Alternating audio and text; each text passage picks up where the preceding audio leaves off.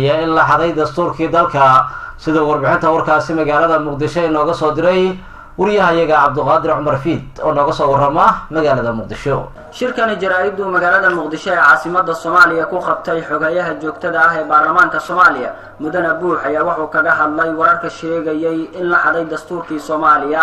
Mr. Buux ayaa sheegay in si qaldan loo turjuntay hadalkii gudoomiye ku-xigeenka koowaad ee baarlamaanka Soomaaliya ahna sihayaha gudoonka baarlamaanka mudane Cabdiweli Muudey. xoghaye Buux ayaa ka dhawaajiyay in ay gacanta ku hayaan daraafka saxda ah ee dastuurka Soomaaliya. waxaan rabaa xogay bariyaha kan hadal suuqa aad u galay oo ah dastuurka waa la xaday inaan xoogaa bayaamin idka siiyo dadweynaha oo kaataan waxa loola jeedo iyo waxa runtii ay tahay nasiib wanaagana waqtigii dastuurka lagu qoray waxaan hawshay dastuurka markii dastuurka la dhameeyay oo kaasi ahaa inuu kaas qabyo qoraalkii saxayaashu ay saxeexeen marka qabyo qoraal buu ahaa ay saxeexeen waa ka qabyo qoraalku ugu horreeyay buu ahaa dabadeed marka waxa loo fariisiyay guddigii ansixinayay oo 860 iyo dheeraad ahaa qodob u mareen waxay soo saareen warbixinta oo ay ku sheegayaan meelaha ay ku waafaqsan yihiin meelaha ay talo ka soo jeedeen in wax laga bedelo meelaha waxa dhan waxa loo wakiishay baarlamaanka marka wasiir xoosh iyo aniga oo markaa wasiir dawlaha iyagii Xasan Jumcaale ayaa labadan ku wareejinay golaha shacabka oo ah mid qabyo qoraalku ugu horreeyay inuu yahay warbixintii ergadu ay tiri meelaha qodobada waxa laga okay markiis kan wada ka saman noqon kara dastuur oo dawaa wax effort lagu daabaco qabyo qoraal waxa marka waxa loo diray in la daabaco inta aan daabacaad gelin marka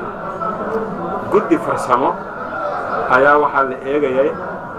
kan qabyo qoraalka ah meelo badan oo tuusan uga baahan yahay ama ha noqoto af ahaan ama ha noqoto macna ahaan oo inta aan brintka loo dirin la toosiyo guddiga ka shaqeeyeen for example kan oo kale wuxuu oranayaa xubnuhu golaha shacabka waa 225 runtiina waa 275 markaas ayay ahayn xubnaha golaha shacabka marka meelihii qaldan madbuuciye ku jiray meelihii qabyo qoraalkaasi u baahnaa toosinta ayaa la toosiyay markaasi ugu dambeyntii markii madbacada la diray la isla hubiyay kan ayuu noqday kan waa kan oo la saxsaxay marka la leeyahay kiis xayaasha kani ma horta waa runoo kiis xayaashu sidiisii 100% ma waa kiis xayaasha oo la toosiyay marka